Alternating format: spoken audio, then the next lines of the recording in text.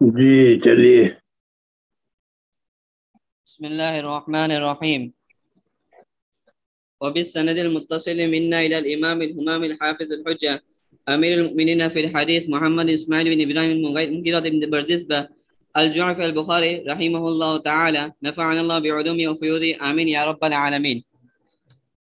حدثنا أبو اليمان الحكم بن نافع قال أخبرنا شعيب عن الزهري قال أخبرني عبيد الله بن عبد الله بن عتبان بن مسعود أن عبد الله بن عباس أخبره أن أبا سفيان بن حرب أخبره أن هلال أرسله إليه في ركب من قريش وكانوا تجارا بالشام في المدة التي كان رسول الله صلى الله عليه وسلم معد فيها أبا سفيان وكفار قريش، فأتوا وهم بإلياء فدعاهم في مجلسه وحوله زماء الرومي، ثم دعاهم ودعا ترجماني قال أيكم أقرب نسبا بهذا الرجل الذي يزعم أنه نبي؟ قال أبو سفيان فقلت أنا أقربهم نسبا، فقال أدنوه مني وقربوا أصحابه فجعلهم عند ظهري، ثم قال ترجماني قل لهم إني سائل هذا عن هذا الرجل، فإن كذبني فكذبوا، فوالله لولا الحياء من أن يأتوا يدي كذبا لكذبت عنهم. ثم كان أول ما سألنه قال كيف نسبهم فيكم؟ قلت هو فينا ذو نسب. قال فهل قال هذا القول منكم أحد قط قبله؟ قلت لا. قال فهل كان من آباء من ملك؟ قلت لا. قال فأشرف الناس اتبعوه أم ضعفاؤهم؟ قلت بل ضعفاؤهم. قال أيزيدون أم ينقصون؟ قلت بل يزيدون. قال فهل يرتد أحد من لدن لدينه بعد أن يدخل فيه؟ قلت لا. قال فهل كنت تتهمونه بالكذب قبل أن يكون ما قال؟ قلت لا. قال فهل يقدر؟ قلت لا. ونحن منه في مدة لا ندري ما هو فاعل فيها. قال ولم تمكنني كلمة أدخل فيها شيئا غير هذه الكلمة. ولم تمكنني. ولم تمكنني كلمة أدخل فيها شيئا غير هذه الكلمة. قال فهل قاتلتموه؟ قلت نعم. قال فكيف كان قتالكم إياه؟ قلت الحرب بيننا وبينه سجال ينال منا وننال منه. قال ماذا يأمركم؟ قلت يقول اعبدوا الله وحده ولا تشركوا به شيئا واتركوا ما يقول آباؤكم ويأمرون بالصلاة والصدق والعفاف والصلة. فقال ترجمان قل لو سألتك عن نسبه فذكرت أنه فيكم ذو نسب وكذلك الرسل تبعث في نسب قومها، فسألتك هل قال أحد منكم هذا القول فذكرت ألا. قلت لو كان أحد قال هذا القول قبله لقلت رجل يأتسي بقول قيل قبله. وسألتك هل كان من آباء الملك فذكرت ألا، فقلت فلو كان من آباء الملك قلت رجل يتلو ملك أبيه. وسألتك هل كنتم تتهمونه بالكذب قبل أن يقول ما قال فذكرت ألا، فقد أعرف أنه لم يكن ليذر الكذب على الناس ويكذب على الله. وسألتك أشراف الناس اتبعوه أم ضعفاؤهم فذكرت أن ضعفاؤهم اتبعوه وهم اتباع الرسل. وسألتك يزيدون أم ينقصون فذكرت أنهم يزيدون وكذلك أمر الإيمان حتى يتم. وسألتك يرتد أحد سقطة لديني بعد أن يدخل فيه فذكرت ألا، وكذلك الإيمان حيث تخالط بشاشة القلوب. وسألتك هل يقدر فذكرت ألا، وكذلك الرسل لا تقدر. وسألتك ما يأمركم فذكرت أنه يأمركم أن تعبدوا الله ولا تشركوا به شيئا وينهاكم عن عبادة الأوثان ويأمركم بالصلاة والصدق والعفاف. فإن كان ما تقول حقا فسيملك موضع قدمي هاتين. وقد كنت أعلم أنه خارج ولم أكن أظن أنه منكم، فلو أني أعلم أني أخلص إليه لتجشمت لقاءه، ولو كنت عنده لغسلت عن قدمي. ثم دعا بكتاب رسول الله صلى الله عليه وسلم الذي بعث به مع دحية الكلبي إلى عظيم بصرى، فدفعه عظيم بصرى إلى هرقل فقرأه فإذا فيه بسم الله الرحمن الرحيم من محمد عبد الله ورسول الله إلى عظيم الروم سلام على من اتبع الهدى. أما بعد فإني أدعوك بنعيات الإسلام أسلم تسلم يؤتك الله أجرك مرتين، فإن توليت فإن عليك إثم اليريسيين. ويا أهل الكتاب تعالوا إلى كلمة سواء بيننا وبينكم ألا نعبد الله إلا لا نشرك به شيئا ولا يتخذ بعضنا بعضا أربابا من دون الله، فإن تولوا فقولوا اشهدوا بأننا مسلمون. قال أبو سفيان فلما قال ما قال ففرغ من قراءة الكتاب كثر عنده الصخب فارتفعت الأصوات وأخرجنا، فقلت لأصحابي حين أخرجنا لقد أمر بن أبي كبشة إنه يخاف مالك بن بني أصفر، فما زلت موقنا أنه سيظهر حتى يدخل الله عليه الإسلام. وكان ابن الناظور صاحب إليا وهي بسم اللہ الرحمن الرحیم الحمد للہ رب العالمین والصلاة والسلام علی سید الانبیاء والمرسلین محمد وآلہ وصحبہ اجمعین اما بعد۔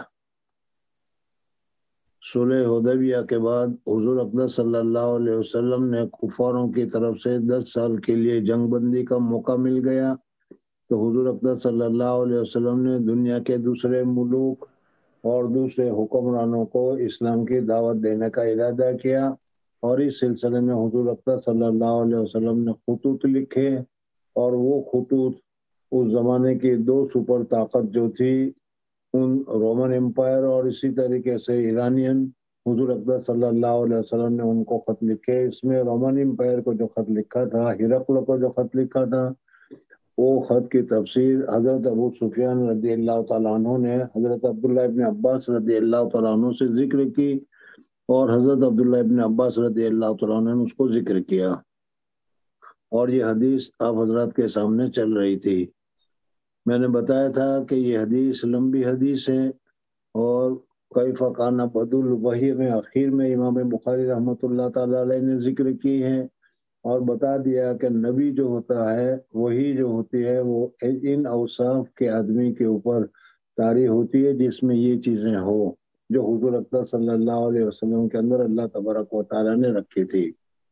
بہرحال حضور اقدس صلی اللہ علیہ وسلم نے جو خط لکھا تھا، وہ خط اس زمانے کے دستور کے مطابق ہرقل کے پاس پہنچا، اور ان دنوں میں ہرقل بیت المقدس آیا ہوا تھا۔ ہرقل بیت المقدس کیوں آیا تھا، اس کی تفصیل بھی میں نے تمہارے سامنے ذکر کی تھی۔ جب یہ خط پہنچا تو اس سے پہلے حضور اقدس صلی اللہ علیہ وسلم کا ظہور، حضور اقدس صلی اللہ علیہ وسلم کا تذکرہ اس کے پاس پہنچا نہیں تھا۔ اس وجہ سے بادشاہ نے یہ سوچا کہ اس آدمی کے متعلق صورت حال سے واقف ہو جائے، حقیقت حال سے واقف ہو جائے۔ اس وجہ سے اس نے ان دنوں میں مکہ یا عرب سے جو تاجر وغیرہ ملک شام میں آیا کرتے تھے، ان کی تحقیق کی، اور تحقیق کرنے کے بعد معلوم ہوا کہ حضرت ابو سفیان رضی اللہ تعالیٰ عنہ اپنے ساتھیوں کے ساتھ تجارت کے لیے ملک شام میں پہنچے ہوئے ہیں۔ جب معلوم ہوا تو اس نے ابو سفیان اور ان کے ساتھیوں کو سب کو بیت المقدس بلایا، اور بیت المقدس بلانے کے بعد ان کو رکھا، اور دوسرے دن جب مجلس شروع ہوئی تو اس وقت ان کو سب کو مجلس میں بلایا، اور بلانے کے بعد تفصیل وغیرہ تمہارے سامنے ذکر کی گئی۔ اس کا میں نے بتایا تھا کہ حضور اقدس صلی اللہ علیہ وسلم کے سلسلے میں ہرقل نے 11 سوالات حضرت ابو سفیان رضی اللہ تعالیٰ عنہ سے کیے، اور 11 سوال کے جوابات حضرت ابو سفیان رضی اللہ تعالیٰ عنہ نے دیے، اور پھر اس صورت میں بادشاہ نے ہر سوال کو پوچھنے کا جو مقصد تھا، وہ مقصد بھی بتایا کہ میں نے یہ سوال اس وجہ سے پوچھا تھا کہ میں یہ جاننا چاہتا تھا، اور اس کے جواب میں تم نے یہ جواب دیا، اور یہ جواب یہ بالکل درست ہے، اور اگر یہی جواب صحیح ہے تو یہ رسول جو ہے وہ سچا رسول ہے۔ بہرحال اس سلسلے میں 2 باتیں یاد رکھ لینا کہ یہ 11 سوالات ہیں، اور اس 11 سوالات کو جب اس حدیث میں تمہارے سامنے ذکر کیا جا رہا ہے تو 11 سوال کا جواب ہے، تو جواب 11 کے 11، لیکن ترتیب بدلی ہوئی ہے۔ اب یہ ترتیب جو ہے وہ راوی کی روایت کی وجہ سے ہے، یا کسی سواب میں اگر کیا ہے اختصار ہے تو وہ راوی کی کیا ہے اپنی وجہ سے ہے۔ اس وجہ سے کہ امام بخاری رحمۃ اللہ تعالیٰ علیہ نے اس حدیث کو 13 مرتبہ ذکر کیا ہے، جس میں 3 مرتبہ پوری تفصیل کے ساتھ ذکر کیا ہے، جیسا کہ آگے تمہارے سامنے یہ حدیثیں آئے گی۔ تو اس میں ایک حدیث میں ہر سوال کا جواب نمبر وار، یعنی پہلا سوال جو تھا اس کا جواب یہ، دوسرا سوال یہ تھا اس کا جواب یہ، اس طریقے سے نمبر وار 11 کے 11 سوالاتوں کے جوابات دیے گئے ہیں۔ تو معلوم ہوا کہ یہاں جو آگے پیچھے ہو گیا ہے وہ راوی کی روایت کی وجہ سے یا راوی کے اختصار کی وجہ سے ہو گیا ہے۔ خیر، کہاں سے باقی ہے؟ ایزیدون ام ینقصون، ان کی تعداد بڑھ رہی ہے کم ہو رہی ہے؟ اور کوئی دوسرا؟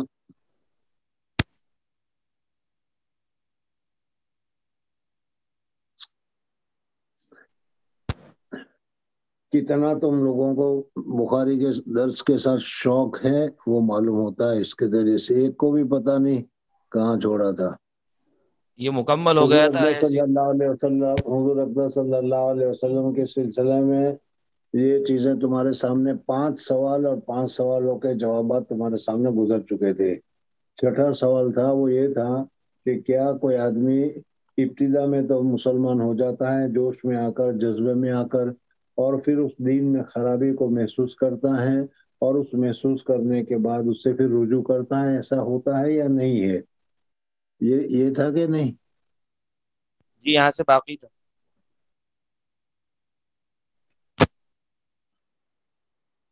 اچھا ہے میں یہاں ہوں، ورنہ کیا ہے تم لوگوں کی پٹائی کرتے ہو. یہ تو میں کہہ رہا ہوں کہ یہاں سے باقی ہے تو پھر آگے یزیدون ام ینقصون پر کہاں سے آ گیا؟ یعنی وہاں تک ہوا تھا.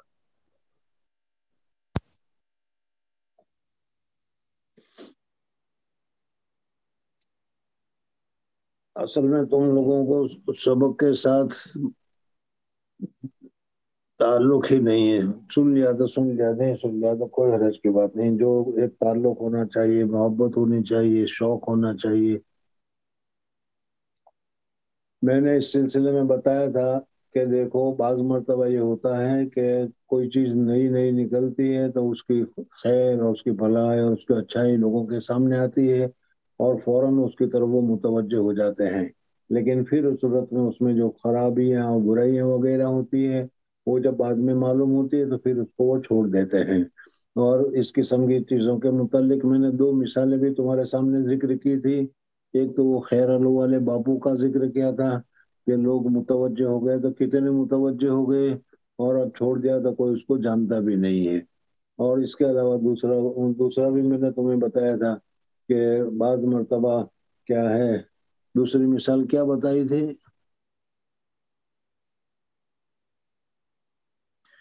یہ امتحان ہے آپ لوگوں کا کہ کتنا سبق کو یاد رکھتے ہیں، کتنا سبق کو یاد کرتے ہیں.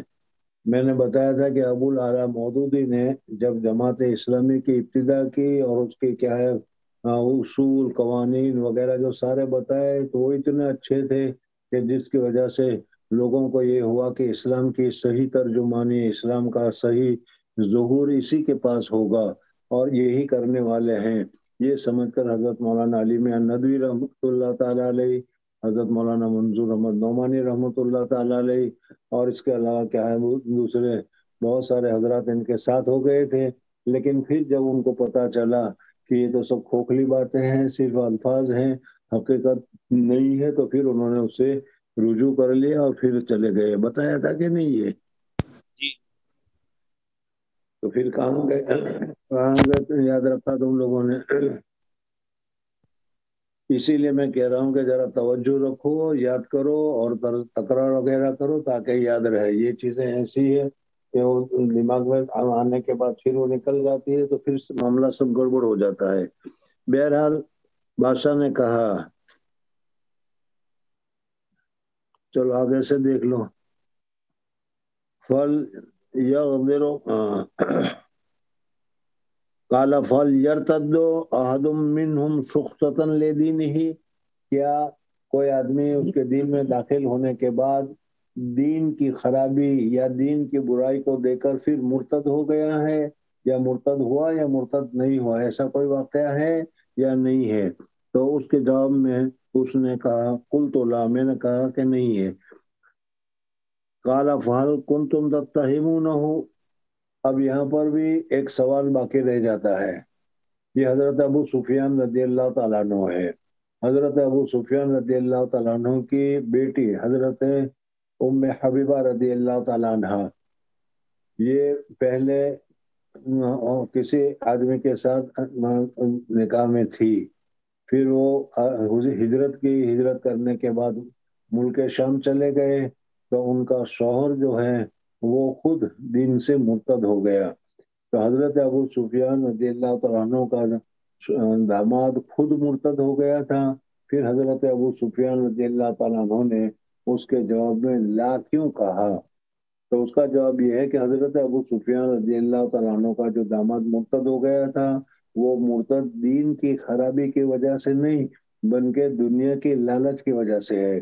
ملک شام میں جا کر اس کے سامنے روپے پیسے مال دولت اور بڑا عہدہ وغیرہ پیش کیا گیا، تو اس صورت میں کیا ہے، اس نے حضرت ام حبیبہ کو چھوڑ کر دنیا نصرانی اختیار کر لیا، اور پھر اس صورت میں کیا ہے، وہ وہیں رہ گئے، وہیں مرا ہو۔ تو اس وجہ سے یہ حضرت ابو سفیان رضی اللہ تعالیٰ عنہ نے کوئی غلط بیانی نہیں کی۔ یا دوسرا جواب یہ ہے کہ وہ جو دین سے مرتد ہوا تھا وہ دین کی خرابی کی وجہ سے نہیں بلکہ دنیا کی لالچ کی وجہ سے ہے۔ ہاں، دین میں داخل ہونے کے بعد دین کی خرابی کی وجہ سے کوئی آدمی مرتد ہوا ہو، یہ تاریخ میں نہیں ملتا۔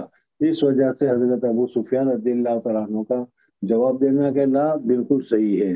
قال فهل كنتم تتهمونه بالكذب؟ اچھا، پھر اس کے بعد اس نے سوال کیا کہ اچھا یہ بتائیے کہ زندگی میں کبھی حضور اقدس صلی اللہ علیہ وسلم نے تمہارے سامنے جھوٹ کا سہارا لیا ہے یا کبھی جھوٹ بولا ہے؟ تو اس کے جواب میں کہا قبل ان یقول، یعنی نبوت کے دعویٰ کرنے سے پہلے حضور اقدس صلی اللہ علیہ وسلم نے کبھی جھوٹ کا سہارا لیا ہے؟ اس کے جواب میں اس نے کہا قال قلت لا، میں نے کہا کہ نا، کبھی نہیں۔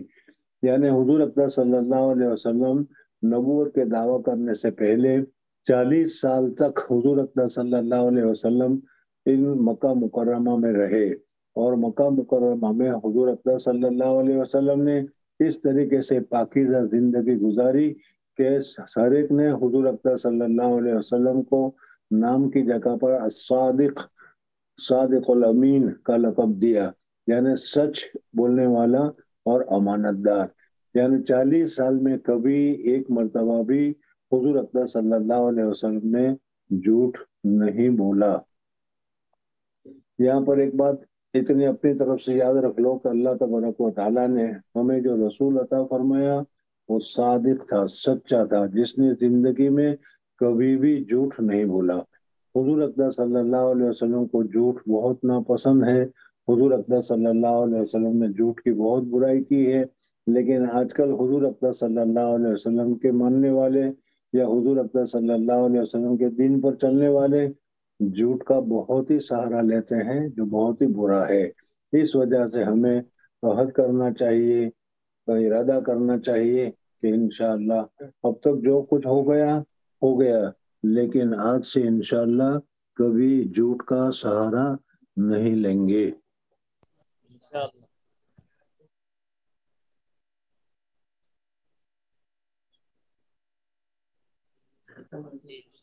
نہیں، نہیں لیں گے انشاءاللہ۔ چلو کوئی حرج کی بات نہیں۔ باقی میں تو یہ سمجھتا کہ ہاں ابھی کہتے کہ ہاں انشاءاللہ آج سے جھوٹ چھوڑ دیا ہم نے، کبھی جھوٹ نہیں بولیں گے، انشاءاللہ۔ لیکن جھوٹ کے بغیر تو کام چلتا ہی نہیں، تمہارا تو چلے گا کیسے؟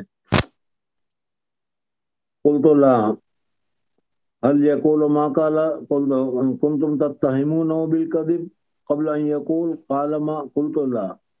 حضور اقدس صلی اللہ علیہ وسلم رسول بنائے گئے، اور اللہ جل جلالہ ومن والوں نے حضور اقدس صلی اللہ علیہ وسلم پر آیت نازل کی وانذر عشیرتک الاقربین، اپنے قریبی رشتہ داروں کو بھی دعوت دو، ڈراؤ ان کو جہنم کے آگ سے۔ حضور اقدس صلی اللہ علیہ وسلم کوہ صفا پر چڑھ گئے، اور وہاں جا کر حضور اقدس صلی اللہ علیہ وسلم نے اس زمانے کے اعتبار سے آواز لگائی، ہر ایک خاندان کو، ہر ایک قبیلے وغیرہ کو بلایا، اور پھر اس صورت میں بتایا کہ اس وقت اگر میں تم کو یہ کہوں کہ اس پہاڑ کے اس طرف ایک بہت بڑا لشکر ہے اور وہ تمہارے اوپر حملہ کرنے کی تیاری کر رہا ہے، تم لوگوں کو دکھائی نہیں دے رہا، مجھے دکھائی دے رہا ہے اور میں بتا رہا ہوں، تو تم میرے اس قول کو سچا جانو گے یا نہیں؟ تو اس وقت جو قوم نے جواب دیا تھا وہ جواب بہت ہی زیادہ مناسب ہے۔ انہوں نے کہا کہ آج تک کبھی ہم نے آپ کو جھوٹ بولتے ہوئے نہیں پایا، اس وجہ سے اس وقت اگر آپ فرما رہے ہیں کہ میں بہت بڑے لشکر کو دیکھ رہا ہوں تو بالکل صحیح ہوگا، اس میں جھوٹ نہیں ہوگا۔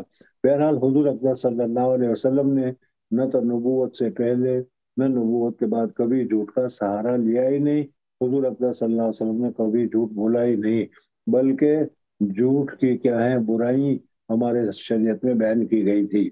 बहरहाल कुल तो ला काला फल यकदिर, फिर उसके बाद उसने एक दूसरा सवाल किया कि वादा करने के बाद वादा खिलाफी हुजूर अकरम सल्लल्लाहु अलैहि वसल्लम से कहीं साबित हुई है जिंदगी में कभी? यानी जैसे कि क्या है, हमारे लोगों का मामला है कि वादा किया तो क्या, न पूरा किया तो क्या, नहीं पूरा किया तो क्या, 9 चिल्ले का वादा तो किया होगा आपने। हाँ बिल्कुल।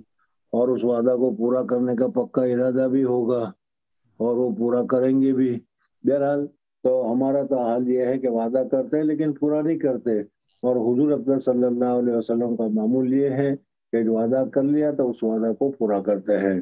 चुनांचे अंबिया की तारीख के देखने से मालूम होता है कि हजरत इस्माइल अलैहिस्सलाम एक मरतबा कहीं जा रहे थे, किसी आदमी ने हजरत इस्माइल अलैहिस्सलाम को रोक दिया और कहा कि आप अभी यहाँ ठहरिए, मैं आता हूँ। और हजरत इस्माइल अलैहिस्सलाम ने उनको वादा कर लिया और फिर उसमें 1 साल तक हजरत इस्माइल अलैहिस्सलाम उस जगह पर खड़े रहकर उसको इंतजार करते रहे। खुद हुजूर अकबर सल्लल्लाहु अलैहि वसल्लम की सीरत तय्यबा में भी ऐसा वाक़या जिक्र किया जाता है कि एक आदमी ने हुजूर अकबर सल्लल्लाहु अलैहि वसल्लम से वादा ले लिया कि आप यहाँ ठहरिए, मैं अभी आता हूँ। और वो क्या है, किसी काम में मसरूफ हो गया, मशगूल हो गया, भूल गया। और 24 घंटे तक हुजूर अकबर सल्लल्लाहु अलैहि वसल्लम ने उसको कहा था कि आप यहाँ ठहरिए, मैं आता हूँ। तो इस वादे को पूरा करने के लिए हुजूर अकबर सल्लल्लाहु अलैहि वसल्लम वहां पर ठहर गए। इसी वजह से क्या है, कुरान पाक में हजरत इस्माइल अलैहिस्सलाम के लिए सादिकुल वाद कहा गया है। बहरहाल वादा करके उस वादे को पूरा करना चाहिए और इस वादे को पूरा न करना, वादा खिलाफी करना बहुत ही बुरी चीज है। तो हुजूर अकबर सल्लल्लाहु अलैहि वसल्लम के मुतालिक उसने पूछा कि हुजूर अकबर सल्लल्लाहु अलैहि वसल्लम के लिए तारीख में कोई ऐसा वाकया याद है तुम्हें कि उन्होंने वादा किया और वादा खिलाफी की हो? तो जाहिर बात है कि हुजूर अकबर सल्लल्लाहु अलैहि वसल्लम की सीरत में ये वादा खिलाफी नहीं पाई जाती। इस वजह से उन्होंने कहा कि नहीं। लेकिन अभी सोलह हुदैबिया में एक क्या है, सुलह हुई थी और उसके ऊपर चंद वादे किए गए थे कि इस 10 साल तक हम ये नहीं करेंगे, ये नहीं करेंगे, ये नहीं करेंगे, ये नहीं करेंगे। तो अबू सुफियान रजी अल्लाह तआला अन्हु फरमाते हैं कि यहाँ मुझे जरा सा कहने का मौका मिल गया कि देखो आज तक तो हुजूर अकबर सल्लल्लाहु अलैहि वसल्लम ने कभी वादा खिलाफी नहीं की है, लेकिन अभी हमने एक मुआहिदा किया है और वो 10 साल तक का मुआहिदा है। अब मुझे नहीं मालूम कि इस 10 साल के मुआहिदे में वो वादा को पूरा करेंगे या वादा खिलाफी करेंगे। तो हजरत अबू सुफियान फरमाते हैं कि हुजूर अकबर सल्लल्लाहु अलैहि वसल्लम के सिलसिलत तय्यबा में जरा सा यूं कहने का कि वादा खिलाफी करेंगे, ये मालूम नहीं है। ये मुझे कहने का मौका मिल गया, लेकिन ये भी इस इतना कहने की वजह से भी हुजूर अकबर सल्लल्लाहु अलैहि वसल्लम की शान पर कोई फर्क नहीं पड़ता। इस वजह से कि हुजूर अकबर सल्लल्लाहु अलैहि वसल्लम ने आज तक कोई वादा खिलाफी नहीं की थी और इस सुलह हुदैबिया के सिलसिले में भी हुजूर अकबर सल्लल्लाहु अलैहि वसल्लम वादा खिलाफी नहीं करेंगे। चुनांचे हुजूर सुलह हुदैबिया के बाद जो दो आदमी क्या ईमान वाले मक्का मुकर्रमा से आ गए थे, हुजूर अकबर सल्लल्लाहु अलैहि वसल्लम ने उनको वापस किया। और इस सुलह हुदैबिया के सिलसिले में अगर वादा के कुरैशों ने या काफिरों ने ही किया है, हुजूर अकबर सल्लल्लाहु अलैहि वसल्लम ने नहीं किया है, जैसा कि वाकया मालूम है। बहरहाल कौल यकदर कुल्तुल्लाह व नहनु मिनहु फी मुद्दतिन, और हम हुजूर अकबर सल्लल्लाहु अलैहि वसल्लम के साथ इस वक्त एक कुछ मुद्दत के लिए 10 साल के लिए वादा किया है कि जंग वगैरह नहीं करेंगे। ला नदरी मा हुवा फाइलुन फीहा, मैं नहीं जानता कि इस 10 साल में हुजूर अकबर सल्लल्लाहु अलैहि वसल्लम क्या करेंगे। हजरत अबू सुफियान कहते हैं वलम तुमक्किन्नी, और नहीं ताकत दी मुझको, नहीं कुदरत आई मुझको कलेमतन कोई ऐसे कलेमे की कि मैं दाखिल करूं उसमें कुछ चीज को इस कलेमे के अलावा। यानी हुजूर अकबर सल्लल्लाहु अलैहि वसल्लम के शान में हुजूर अकबर सल्लल्लाहु अलैहि वसल्लम को कमजोर करने के लिए, हुजूर अकबर सल्लल्लाहु अलैहि वसल्लम की सीरत को दागदार करने के लिए कोई बात मैं नहीं कर सका। अगर कुछ कह सका तो सिर्फ इतना कर सका कि 10 साल तक तो हमारा अभी मुआहिदा हुआ है, पता नहीं अब ये 10 साल वादे में वो पूरे उतरते हैं या पूरे नहीं उतरते। قال فهل قاتلتموه अब उसके बाद उसने एक दूसरा सवाल किया कि हुजूर अकबर सल्लल्लाहु अलैहि वसल्लम के साथ तुम लोगों का कभी जंग का मौका आया है कि नहीं, लड़ाई का मौका आया है कि नहीं, या लड़ाई हुई है कि नहीं। हुजूर अकबर सल्लल्लाहु अलैहि वसल्लम 13 साल तक मक्का मुकर्रमा में रहे, लेकिन मक्का मुकर्रमा में हुजूर अकबर सल्लल्लाहु अलैहि वसल्लम को और सहाबाए किराम रिज़वानुल्लाह ताला अलैहिम अजमईन को जो हुक्म दिया गया था, जो तालीम दी गई थी, वो यही कि सब्र करो, बर्दाश्त करो, जितनी तकलीफें दे उस तकलीफ को बर्दाश्त करो, और क्या है उनके साथ कोई भी किसी किस्म का कोई बदलाव वगैरह न लो। चुनांचे 13 साल तक तो सिर्फ दिफा तहम्मुल का ये मसला रहा, और हुजूर अकबर सल्लल्लाहु अलैहि वसल्लम और सहाबाए किराम रिज़वानुल्लाह ताला अलैहिम जो तकलीफें जो मुसीबतें दी जाती रही सबको बर्दाश्त करते रहे।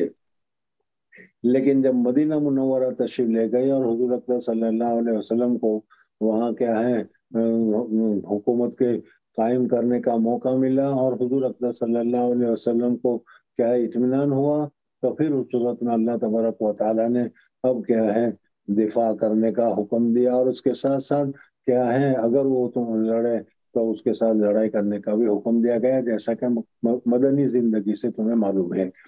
तो मदीना मुनव्वरा में तशरीफ लाने के बाद दूसरे साल गज़वे बदर हुआ, और फिर इसके बाद तीसरे साल गज़वे उहद हुआ, फिर इसके बाद क्या है गज़वे खंदक हुआ। बहरहाल ये सारी लड़ाइयाँ काफिरों के साथ होती रही थी। तो बादशाह ने ये पूछा कि हल कातल तुम हो, तुमने हुजूर अकबर सल्लल्लाहु अलैहि वसल्लम के साथ लड़ाई या किताल का मसला किया। कुल तो नाम, मैंने कहा जी हाँ, हुजूर अकबर सल्लल्लाहु अलैहि वसल्लम के साथ लड़ाई का मौका आया है।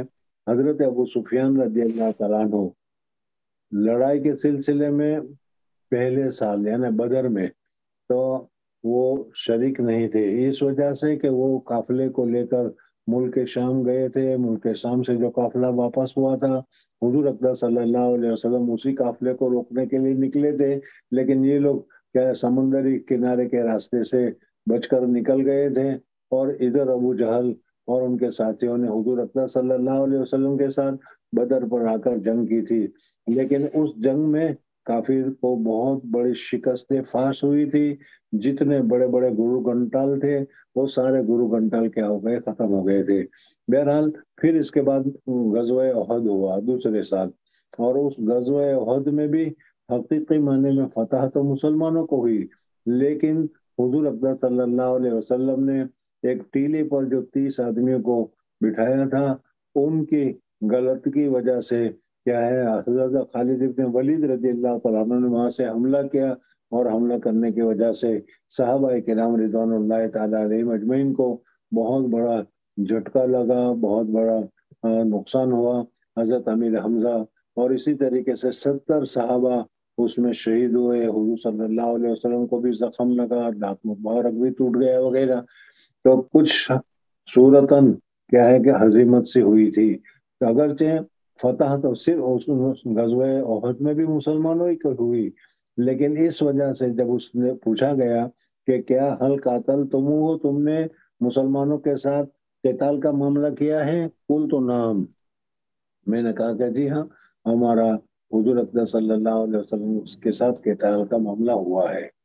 और मैंने पहले बताया था कि गज़वे बदर के बाद गज़वे उहद और गज़वे उहद के बाद सुलह हुदैबिया तक जितने भी गज़वे होते रहे, उनमें सब में सरदार और कमांडर इन चीफ या मक्का का सबसे बड़ा आदमी अगर कोई था तो ये हजरत अबू सुफियान रज़ी अल्लाह तआला अन्हु ही थे। हजरत अबू सुफियान रज़ी अल्लाह तआला अन्हु की सरकर्दगी में मुसलमानों के साथ जिहाद होता रहा, और मुसलमान अल्हम्दुलिल्लाह हिम्मत के साथ उसमें डटे रहे, और हर जिहाद में हर लड़ाई में मुसलमानों को फतह हुई।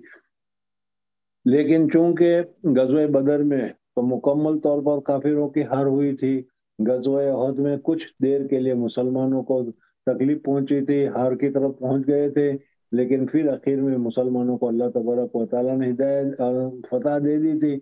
इस वजह से अबू सुफियान ने कहा कुल तो नाम, काला फ़कैफ़ काना क़ितालुकुम इय्याहु, बादशाह ने पूछा कि उस लड़ाई में तुम्हारा کیا حال رہا، اس قتال کی کیا کیفیت رہی، کون جیتا کون ہارا؟ قل تو میں نے کہا الحرب بیننا و بینہ سجال، لڑائی ہمارے درمیان اور اس کے درمیان میں سجال کی طرح ہے، ڈول کی طرح ہے۔ حضرت ابو سفیان رضی اللہ تعالیٰ عنہ کے اس جواب کا خلاصہ یہ تھا کہ ہم نے مسلمانوں کے ساتھ جنگ کیا ہے، لیکن اس جنگ میں کبھی لڑائی میں ہوتا ہے کبھی ہم ہار گئے کبھی وہ ہار گئے، کبھی ہم جیت گئے کبھی وہ جیت گئے، لڑائی میں جیت ہار ہوتی رہتی ہے، کبھی ہم ہارے کبھی کم جیتے۔ جیسے آج کل کے موقع پر تمہارے لوگوں کے لیے سمجھانے کے لیے کہا ہوں کہ یہ کرکٹ میچ ہوتی ہے یا دوسری میچ ہوتی ہے، کبھی اس میں یہ ہارتے ہیں اور یہ جیتتے ہیں، میچ کا نام آیا تو سب کا سر جھولنے لگا، اور اس سے پہلے کا تو کچھ پتہ ہی نہیں چل رہا تھا کہ سن بھی رہے یا نہیں۔ اچھے لوگ ہیں۔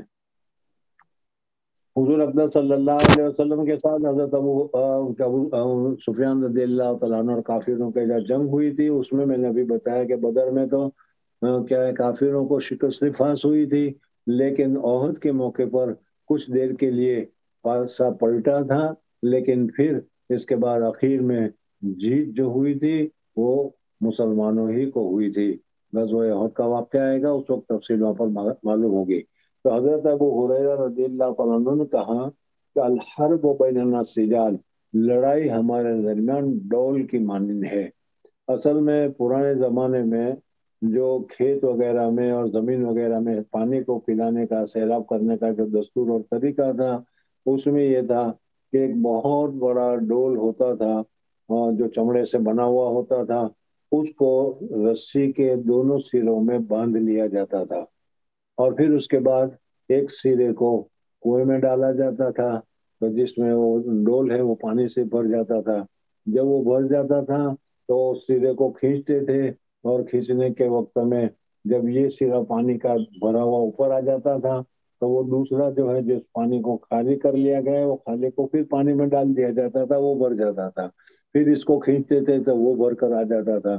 تو کبھی یہ ڈول بھر کر آ جاتا تھا، کبھی دوسرا ڈول بھر کر آ جاتا تھا، تو اس کی طرف اشارہ کرتے ہوئے اس نے جواب دیا کہ لڑائی ہمارے درمیان میں ہوئی ہے، لیکن کبھی ہم کو فتح ہوئی ہے کبھی ان کو فتح ہوئی ہے، یعنی غزوہ بدر میں ہم کو ہار ہوئی اور مسلمانوں کو فتح ہوئی، تو غزوہ احد میں ہم کو فتح ہوئی اور مسلمانوں کو ہار ہوئی۔ لیکن میں نے ابھی بتایا کہ ابو سفیان رضی اللہ تعالیٰ عنہ کا یہ کہنا کہ غزوہ احد میں ہماری فتح ہوئی یہ مکمل صحیح نہیں ہے، کچھ دیر کے لیے ایسا ہوا تھا، لیکن یہی لوگ کیا ہے غزوہ احد میں احد کو چھوڑ کر بھاگ رہے تھے، اور بھاگتے بھاگتے جب دور نکل گئے تب ابو سفیان کو خیال آیا کہ یار ہم تو جیت رہے تھے، پھر بھاگنے کی کیا وجہ ہے، چلو پھر دوبارہ جا کر ان کو پکڑنا چاہیے، ان کے ساتھ لڑنا چاہیے۔ حضور اقدس صلی اللہ علیہ وسلم کو غزوہ احد میں زخم بھی لگے تھے، لیکن اس کے باوجود حضور اقدس صلی اللہ علیہ وسلم نے ابو سفیان کو پیچھا کرنے کا ارادہ کیا، جیسا غزوہ احد کی تفصیلات میں معلوم ہوگا۔ تو اس وجہ سے غزوہ احد میں بھی فتح تو مسلمانوں ہی کو ہوئی، لیکن کچھ دیر کے لیے اس میں مسلمانوں کو شکست کی شکل اور صورت نظر آئی تھی، اس وجہ سے اس نے کہہ دیا کہ الحرب بیننا سجال، لڑائی ہمارے درمیان میں ڈول کی طرح ہے، کہ کنویں پر جس طریقے سے ڈول ہوتا ہے، کبھی ایک رسہ کھینچنے سے وہ اوپر آ جاتا ہے، کبھی دوسرا کھینچنے سے دوسرا آ جاتا ہے، تو اسی طریقے سے کبھی ہم کو فتح ہوئی کبھی ان کو فتح ہوئی۔ ینالو منا و ننالو منہم، کچھ زخم ہم کو محسوس ہوتے تھے، لگ جایا کرتے تھے، اور ہماری طرف سے کبھی ان کو لگ جاتا تھا۔ قال ماذا یامرکم، اچھا اب یہ بتاؤ کہ حضور اقدس صلی اللہ علیہ وسلم جو تعلیمات دیتے ہیں وہ تعلیمات کیا ہے؟ ماذا یامرکم، تم کو کس چیز کا حکم دیتے ہیں، کیا کرنے کا حکم دیتے ہیں، یا کیا کرنے سے حضور اقدس صلی اللہ علیہ وسلم تم کو روکتے ہیں؟ ماذا یامرکم، قلت، میں نے اس کے جواب میں کہا اعبد اللہ، اللہ تبارک و تعالیٰ کی وحدانیت کی، اللہ وحدہ لا شریک لہ کی عبادت کرو۔ حضرت آدم علیہ السلام سے اس دنیا کا آباد ہونا شروع ہوا، حضرت آدم علیہ الصلوۃ والسلام کے بعد حضرت شیس علیہ الصلوۃ والسلام، حضرت شیس علیہ الصلوۃ والسلام کے بعد حضرت ادریس علیہ الصلوۃ والسلام، اور حضرت ادریس علیہ الصلوۃ والسلام کے بعد حضرت نوح علیہ الصلوۃ والسلام وغیرہ اللہ تبارک و تعالیٰ کے انبیاء اور رسول دنیا میں تشریف لاتے رہے۔ حضرت نوح علیہ الصلوۃ والسلام سے وحدانیت کے اعلان کی ابتدا ہوئی۔ اس سے پہلے جو تھا وہ تو کیا دنیا میں رہنے کا، دنیا میں زندگی گزارنے کے طریقے کیا ہیں وہ بتایا جاتا تھا، لیکن حضرت نوح علیہ الصلوۃ والسلام کے بعد وحدانیت اور توحید کی دعوت دی گئی۔ کفر و شرک کی ابتدا اسی وقت سے ہوئی۔ سب سے پہلے میں نے بتایا تھا کہ وحدانیت تھی، 1000 سال تک دنیا میں ہر جگہ پر ایک ہی بات تھی، لا الہ الا اللہ۔ اس وجہ سے وحدانیت اور وحدانیت کی دعوت، اور یہ دین جو وحدانیت کا دعوے دار ہے وہ سب سے پرانا دین ہے۔ دوسرے کفر شرک وغیرہ یہ تو بعد کی پیداوار ہے، جیسے حضرت نوح علیہ الصلوۃ والسلام کے زمانے سے 1000 سال کے بعد یہ چیزیں ہوتی رہی۔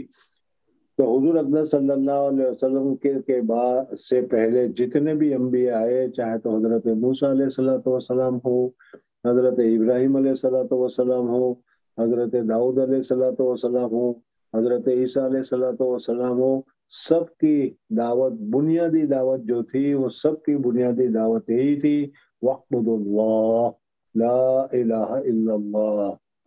ابراہیم خلیل اللہ، لا الہ الا اللہ، موسیٰ کلیم اللہ، لا الہ الا اللہ، عیسیٰ روح اللہ۔ بہرحال اس طریقے سے نفس وحدانیت اور توحید کی دعوت جو ہے وہ سب نبی کیا ہے، ایک ہی دعوت تھی، اللہ تبارک و تعالیٰ کی عبادت کرنے کی، شرک کو چھوڑنے کی، کفر کو چھوڑنے کی، اور جس اللہ تبارک و تعالیٰ نے پیدا کیا ہے اس کی عبادت کرنے کی۔ تو انہوں نے، بادشاہ نے پوچھا کہ وہ تمہیں کیا کام کرنے کا حکم کرتا ہے؟ تو اس کے جواب میں انہوں نے کہا، یقول اعبدوا اللہ وحدہ، خالص ایک خدا کی عبادت کرو، وحدہ لا شریک لہ، اللہ ہے، اللہ کے علاوہ کسی کی پرستش کرنے کی ضرورت نہیں ہے۔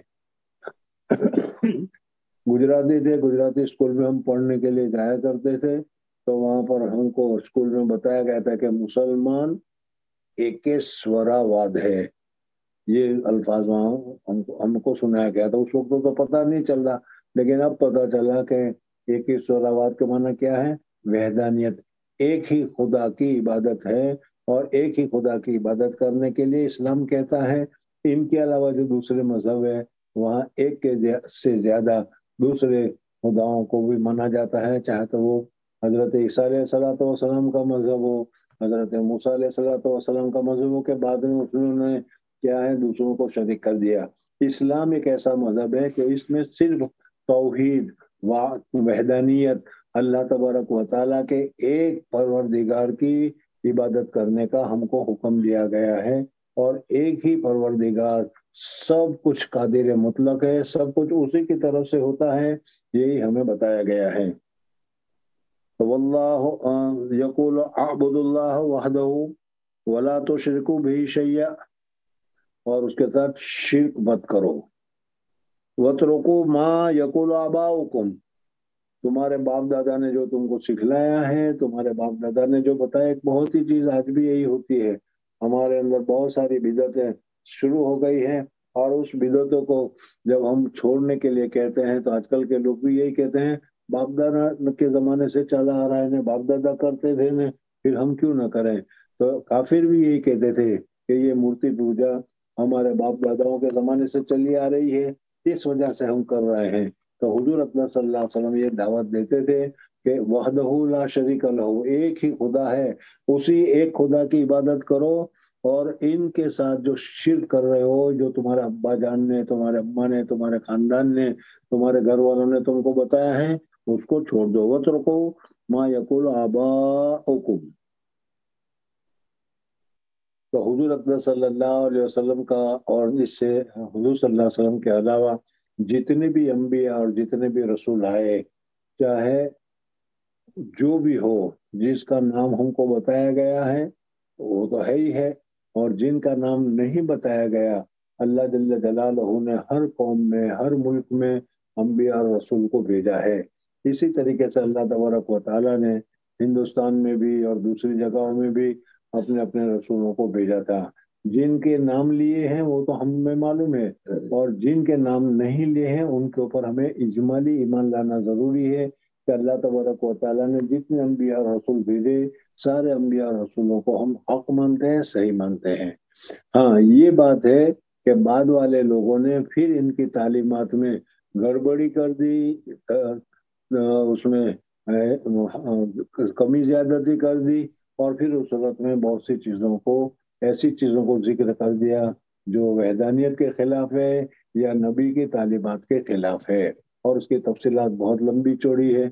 इस वजह से हो सकता है जिसको आजकल ये हिंदू लोग कृष्ण कह रहे हो, वो भी अपने जमाने के रसूल हो, और फिर इनके साथ, उनके साथ जुगाड़ का या क्या है, पराई औरतों के साथ रहने वगैरह के जो वाकयात जिक्र किए हैं, ये बाद में इन लोगों ने अपनी तरफ से उसमें कमी ज्यादती कर दी हो।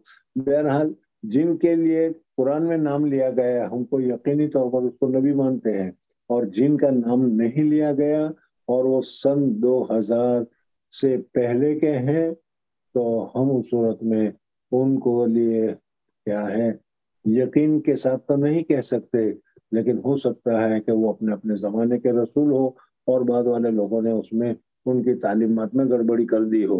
बहरहाल, हर एक की नबी का जो था, उसूल उसूल जो था, यानी बुनियादी जो दावा था वो बिल्कुल सही था, वहदानियत का था। और फिर उसके बाद शराए और अहकामात अपने अपने जमाने के एतबार से उनको अलग अलग दिए गए थे, अपने अपने तरीके के एतबार से अलग दिए गए थे, जैसा कि तफसीलात उनको मालूम है कि हजरत मरियम अलैहिस्सलाम के ज़माने में रोज़ा तो था, लेकिन बाद हमारे यहाँ जो रोज़ा है वो सुबह सादिक से लेकर गुरूब तक खाने पीने से रुक जाने का नाम रोज़ा है। और हजरत ईसा अलैहिस्सलाम के ज़माने में हजरत मरियम अलैहिस्सलाम के शरीयत में बातचीत न करने का भी रोज़ा हुआ करता था। नमाज सबकी होती थी, हमारे लिए 5 नमाजें हैं, हजरत मूसा अलैहिस्सलाम के लिए दो नमाजें थी। नमाज का तरीका ये अलग हो सकता है। बहरहाल, शरीयत सबकी अलग हो सकती है, शरीयत के अहकामात अलग हो सकते हैं, लेकिन जो बुनियादी चीजें हैं, अल्लाह तबारक व तआला के ऊपर ईमान या अल्लाह तबारक व तआला के वहदानियत, ये सब नबी का एक ही दावा था, एक ही दावत थी और एक ही बात थी। फरमाते थे, माँ तुतरुकू बिही शैया वला तशरिकू बिही शैया वतरुकू मा यकुलु आबाउकुम। तुम्हारे अब्बा जान, तुम्हारे अम्मा जान जो तुमको गलत बात सिखलाते हैं, उस वक्त उनकी बातों को मत मानो। वया मोरना बिस्सलात, और वो हमको नमाज का हुक्म देते हैं। हुजूर सल्लल्लाहु अलैहि वसल्लम के ऊपर नमाज फर्ज हुई, हुजूर अकबर सल्लल्लाहु अलैहि वसल्लम नमाज पढ़ते रहे। फिर मेराज के बाद हुजूर सल्लल्लाहु अलैहि वसल्लम ने सबको नमाज पढ़ने का हुक्म दिया, और दिन में 5 नमाजें पढ़ने का हुक्म दिया। इस वजह से उन्होंने कहा कि या मोरना बिस्सलात व सिद्क़। बाद रिवायत में सिद्क का लफ्ज है, बाद रिवायत में सदका का लफ्ज है। और चूंकि सलात के साथ ज़कात वगैरह का भी जिक्र है, तो इस वजह से कह रहे हैं कि सदका का हुक्म भी मक्का मुकरमा ही से था। बाद हजरत कहते हैं कि सदका नहीं है, सिद्क का लफ्ज, यानी सच बोलने का हमको हुक्म देते हैं वो। वल इफाफ, इफ़्फ़त और पाकदामनी का हमको हुक्म देते हैं कि पराई औरतों को अपनी माँ समझो, पराई औरतों को अपनी बहन समझो, और अपनी माँ और बहन का जिस तरीके से एहतराम और इज्जत की जाती है, इस तरीके से उनका इफ़्फ़त के साथ जिंदगी गुजारो। और जो आजकल के हिसाब से क्या है, जिना आम हो गया है, इस जिना से बचने की कोशिश करो। ये हुजूर अकबर सल्लल्लाहु अलैहि वसल्लम हमको तालीम देते हैं। वल अफाफा वसिला, और हुजूर अकबर सल्लल्लाहु अलैहि वसल्लम सिला रहमी का, हुजूर मैंने पहले बताया था तुम्हें कि हुजूर अकबर सल्लल्लाहु अलैहि वसल्लम के जमाने में हर एक आदमी बस अपना सोचता था, मेरा पेट भरे चाहे दूसरा भूखा मर जाए, मुझे पीने के लिए पानी मिल जाए चाहे दूसरा प्यासा मर जाए, मुझे अपना अपनी सोचता था और दूसरे की नहीं सोचा करता था। इस्लाम ने अपनी सोच की जगह पर आम रखा کہ क्या सिला रहमी करो और अपने जो रिश्तेदार हैं, अपने जो ताल्लुक वाले हैं, इनके साथ भी अच्छा मामला करो, अच्छा सुलूक रखो। ये हजरत अबू सुफियान रदियल्लाहु ताला अन्हु ने उसके जवाब में कहा। बहरहाल इस जवाब से ये मालूम हुआ कि नमाज की फर्जियत मक्का मुकर्रमा में हुई थी और इसके साथ साथ ज़कात की फर्जियत भी मक्का मुकर्रमा में हुई। और दूसरा जवाब यह है कि नहीं, ज़कात की फर्जियत तो मदीना मुनव्वरा में हुई। यहाँ पर सिद्क का लफ्ज है, सदका का लफ्ज नहीं है। अब हजरत अबू सुफियान रदियल्लाहु ताला अन्हु से 11 सवालात पूछे गए और हजरत अबू सुफियान रदियल्लाहु ताला अन्हु ने 11 जवाबात को पूरी तफसील के साथ दिया। वकाल तर्जुमान, अब बादशाह ने अपने इंटरप्रेटर तर्जुमान से कहा कि अब मैंने जो 11 सवालात पूछे हैं, उस 11 सवालात पूछने का क्या मकसद है, इससे मैं क्या जानना चाहता था, इससे मैं किस चीज को मालूम करना चाहता था, मैंने ये सवालात क्यों किए, उसके हर एक सवाल की वजूहात को मैं तुम्हारे सामने जिक्र करता हूँ। तर्जुमान को कहा कि मैं तुम्हारे सामने सवालात के वजूहात को जिक्र करता हूँ, तुम उसको अरबी में उनके सामने बताओ कि मैंने ये सवाल किया था, इस वजह से ये जानना चाहता था और तुमने उसका जवाब ये दिया, जिससे मुझे मालूम हुआ कि मैं जो पूछना चाहता था वो मुझे अच्छी तरीके से मालूम हो गया। मैंने अभी बताया था कि ये जो 11 सवालात है, उस 11 सवालात के जवाबात इस हदीस में तुम्हारे सामने जो है, इसमें जरा तरतीब बदल गई है।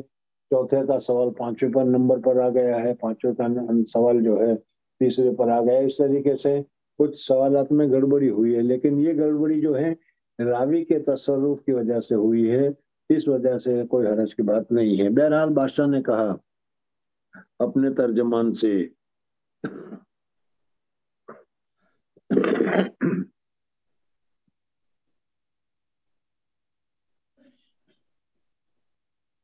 कहाँ गया, वल्लाहु वला तुश्रिकू बिही शैय्या वतरकू मा यकुलु आबाउकुम व यामुरूना बिस्सलाति वस्सिदक़ि वल अफ़ाफ़ि वस्सिला।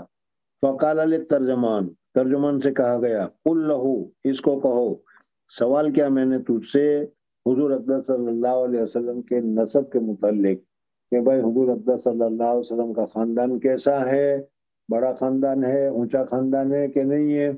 इस सवाल करने का मकसद जो था वो ये था कि जब बड़े खानदान का कोई आदमी होता है, ऊंचे दर्जे का कोई आदमी होता है, तो उसकी इताअत करना सबको क्या है पसंद होता है, कोई उसकी इताअत करने से नापसंदगी नहीं करता।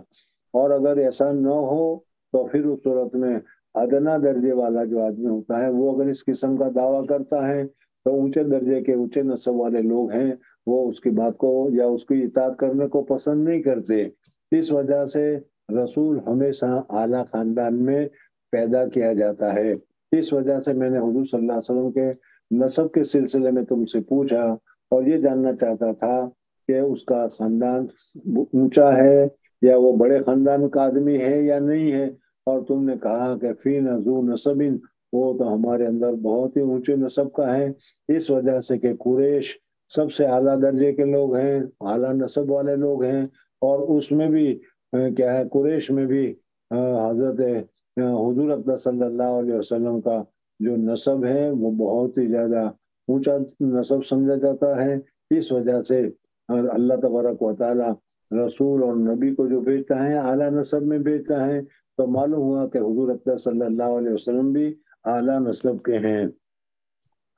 वज़करना अन्नज़ू नसबिन, और इसी तरीके से रसूल भेजे जाते हैं अपनी कौम के आला नस्ब में, इस वजह से हुजूर सल्लल्लाहु अलैहि वसल्लम को भी आला नस्ब में भेजा गया है। दूसरा सवाल क्या था, हल काला हदुम मिनकुम हाज़ल कौल, मैंने ये किया था, तुमने कहा कि नहीं, यानी हुजूर सल्लल्लाहु अलैहि वसल्लम ने जैसा दावा किया है ऐसा दावा खानदान में कभी किसी ने किया है कि नहीं। और ये मैं पूछना चाहता था कि अगर किसी ने पहले किया हो तो हो सकता है कि यहाँ पर ये आदमी जो है वो उस आदमी ने जो पहले दावा किया था और वो दावा को सामने रखकर वही हालत, वही मकाम, वही जगह, वही कैफियत अपने लिए पैदा करना चाहते हो, इस वजह से उसने ऐसा दावा किया हो।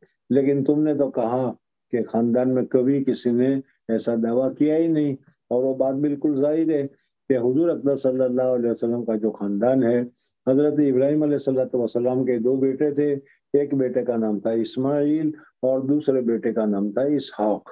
حضرت اسحاق علیہ السلام تو پھر ملک شام میں چلے گئے اور بیت المقدس میں رہ کر وہاں سے انہوں نے کیا ہے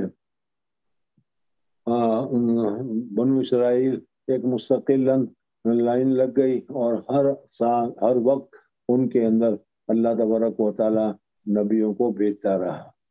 لیکن حضرت اسماعیل علیہ السلام اور مکہ مکرمہ میں حضرت ابراہیم علیہ السلام نے اللہ تبارک و تعالیٰ کے کہنے کی وجہ سے ان کی والدہ کے ساتھ بے وادن غیر ذی زرع مکہ مکرمہ، اس وقت مکہ میں کچھ تھا ہی نہیں، صرف جنگل تھا، ایسے وقت میں حضرت حاجرہ کو اسماعیل کے ساتھ وہاں چھوڑ دیا۔ پھر جرہم قبیلہ کے لوگ، پھر کیا ہے دوسرے لوگ وہاں پر آباد ہوتے رہے۔ حضرت اسماعیل علیہ السلام وہیں پر رہے، اور وہیں حضرت اسماعیل علیہ السلام کا انتقال ہوا، اور حضرت اسماعیل علیہ السلام مکہ مکرمہ میں ہی تدفین عمل میں آئی۔ بہرحال حضرت اسماعیل علیہ السلام کے بعد سے تقریباً 3-4 ہزار سال کا یا کم و بیش جو بھی ہو زمانہ گزرا ہے، جس میں حضرت اسماعیل علیہ السلام سے لے کر حضور اکبر صلی اللہ علیہ وسلم تک مکہ مکرمہ میں کسی نے نبوت کا دعویٰ نہیں کیا۔ تو بادشاہ نے پوچھا تھا کہ کسی نے اس نے جو دعویٰ کیا ہے ویسا دعویٰ ان کے خاندان میں کسی نے کیا ہے؟ تو تم نے کہا تھا کہ قال احد منکم ھذا القول فذکر، تو بس تم نے کہا اللہ کہ نہ، حضرت اسماعیل علیہ السلام کے بعد کسی نے نبوت کا دعویٰ نہیں کیا۔ قل، تو یہ سوال میں نے اس لیے کیا تھا کہ میں یہ جاننا چاہتا تھا کہ ان کے خاندان میں کسی نے ایسا دعویٰ کیا ہے کہ نہیں۔ اگر دعویٰ کیا ہوتا تو میں یہ کہتا کہ وہ جس نے دعویٰ کیا تھا اس کی ابتدا میں، اس کی دیکھا دیکھی میں اس نے بھی دعویٰ کیا ہے، لیکن جب کسی نے دعویٰ نہیں کیا ہے اور خود اس کا اپنا یہ دعویٰ ہے تو معلوم ہوتا ہے کہ یہ سچا رسول ہے، جس کی وجہ سے اس نے دعویٰ کیا ہے۔ قلت لو کان احد قال هذا القول قبله لقلت رجل، کہ یہ آدمی اپنے کسی آدمی کی اقتدا کرتا ہے بے قول قیل قبلہ، جو اس سے پہلے کہا گیا ہے، یعنی اس سے پہلے جس نے دعویٰ کیا تھا اس کی اتباع کر رہا ہے وہ۔ وسالتوں کا حل کانا من آبائہ من ملک، پھر میں نے پوچھا تھا کہ اچھا اس کے خاندان میں کوئی بادشاہ گزرا ہے؟ یہ بھی میں نے بتایا تھا کہ مکہ مکرمہ کی زندگی میں، مکہ مکرمہ کی تاریخ میں بادشاہت آئی ہی نہیں، کوئی بادشاہ ہوا ہی نہیں۔ وہاں تو قوم اور قبیلے کا سردار ہوتا تھا، اور وہ قوم اور قبیلے کا سردار ہی اپنے قبیلے کو چلایا کرتا تھا۔ بہرحال ابھی کیا ہے، کنگڈم آف سعودیہ یہ حکومت آئی ہے، کنگڈم کی ہے، ملک کی ہے، لیکن یہ ملکی بھی صحیح نہیں ہے، غلط ہے۔ بہرحال وہ تو تاریخ کی بات ہے۔ تو آبائی میں ملکن فذکرت اللہ فقلت، اگر تم نے کہا کہ نہیں بادشاہ بھی کوئی نہیں گزرا، اگر تم کہتے ہیں ہاں بادشاہ گزرا ہے تو میں یہ کہتا کہ بادشاہی ہاتھ سے چلی گئی تھی، وہ پھر بادشاہت حاصل کرنے کے لیے اس نے یہ پیترا رچا ہے، اس وجہ سے اس نے کیا ہے۔ لیکن اب تم خود ہی کہہ رہے ہو کہ خاندان میں کوئی بادشاہ ہی نہیں گزرا ہے۔ وَقَانَ مِنْ آبَاءِ مِنْ مَلَكٍ قُلْتُ رَجُلٌ، تو میں یہ کہتا ہے کہ یہ آدمی طلب کرتا ہے اپنے باپ کے ملک کو، اور اس وجہ سے یہ دعویٰ کر رہا ہے، لیکن یہ بھی نہیں ہے۔ وَسَأَلْتُكَ هَلْ كُنْتُمْ تَتَّهِمُونَهُ بِالْكَذِبِ، میں نے تم سے سوال کیا تھا کہ ان کی زندگی میں، یعنی خان کی زندگی میں کبھی، یا نبوت سے پہلے کی زندگی میں جب وہ نبی وغیرہ نہیں اعلان نہیں کیا تھا، اس وقت میں کبھی تم نے ان سے جھوٹ محسوس کیا ہے؟ کبھی وہ جھوٹ بولے ہیں وہ یا نہیں؟ تو تم نے کہا کہ نہیں، زندگی میں کبھی جھوٹ نہیں بولے۔ جیسے میں نے ابھی بتایا کہ حضور صلی اللہ علیہ وسلم کا لقب بھی کر لیا تھا انہوں نے، صادق، سچا بولنے والا۔ تو بادشاہ نے کہا، میں نے اس لیے پوچھا تھا کہ اگر وہ جھوٹ بول رہا، کبھی ان کی زندگی میں جھوٹ بولنا ثابت ہو جاتا تو کہا جاتا کہ بھائی جھوٹ بول رہا ہے، لیکن جب اس نے زندگی میں دنیاوی معاملات میں کبھی اس نے انسانی اپنے مفادات کے لیے کبھی جھوٹ نہیں بولا، تو پھر یہ حضور اقدس صلی اللہ علیہ وسلم اللہ تبارک و تعالیٰ پر اتنا بڑا جھوٹ کیسے بول دیتے کہ ان کو اللہ نے رسول نہیں بنایا، اور وہ یہ کہہ رہے ہیں کہ مجھ کو اللہ نے رسول بنایا ہے؟ یہ تو بہت بڑا جھوٹ ہے جو اللہ پر لازم آتا ہے۔ تو جب دنیا میں کسی انسان کے لیے اس نے جھوٹ نہیں بولا تو آخرت کے اللہ تبارک و تعالیٰ کے لیے کیسے جھوٹ بولتا؟ ہر تتہمون بالکذب قبل ان یقول ما قال، نبوت کے دعویٰ کرنے سے پہلے بس تم نے کہا اللہ نہ، فقد عرفو، میں جان گیا، انہ لم یکن لیظہر الکذب علی الناس ویکذب علی اللہ، اور میں جان گیا کہ جب وہ لوگوں کے سامنے لوگوں پر اپنی ضروریات کے لیے اپنے معاملات میں جھوٹ نہیں بولتے تو وہ آدمی اللہ تبارک و تعالیٰ پر ایسے جھوٹا الزام کیسے لگاتا کہ رسول نہیں بنایا ہے، اور یہ کہہ دیتا کہ مجھے اللہ نے رسول بنایا ہے۔ معلوم ہوتا ہے کہ اللہ تبارک و تعالیٰ نے اس کو رسول بنایا ہی ہے، اس وجہ سے وہ کہہ رہا ہے کہ انا رسول اللہ۔ پھر اس کے بعد میں نے سوال کیا تھا، اشراف الناس اتبعوہ ام ضعفاؤہم، میں نے ایک سوال کیا تھا، تم گئے کہ حضور صلی اللہ علیہ وسلم کے ماننے والے نیچے طبقے کے لوگ ہیں یا شریف النسب اعلیٰ طبقے کے لوگ ہیں؟ تو تم نے بتایا تھا کہ ادنا درجے کے لوگ ہیں۔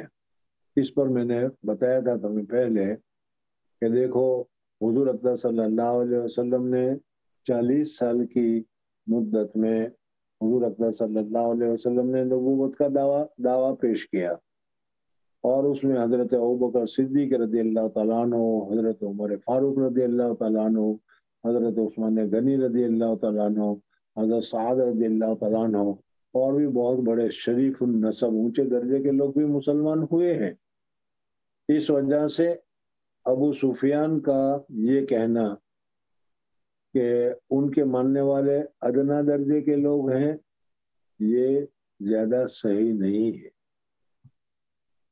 اس وجہ سے کہ 40 سال میں حضور اکرم صلی اللہ علیہ وسلم کو نبوت ملی، 13 سال تک حضور اکرم صلی اللہ علیہ وسلم مکہ مکرمہ میں دعوت دیتے رہے، پھر اس کے بعد مدینہ منورہ آ گئے، اور مدینہ منورہ آ کر 6 سال کے بعد صلح حدیبیہ ہوئی، تو 6 سال تک مدینہ منورہ میں رہے، تو گویا کہ 19 یا 20 سال کا زمانہ ہوتا ہے کہ حضور اکرم صلی اللہ علیہ وسلم نے نبوت کا دعویٰ کیا، اور 20 سال میں حضور اکرم صلی اللہ علیہ وسلم کے پاس بڑے بڑے حضرات بھی، صاحب وجاہت حضرات بھی، حضرت امیر حمزہ اور اسی طریقے سے کیا ہے دوسرے حضرات بھی مسلمان ہوئے تھے۔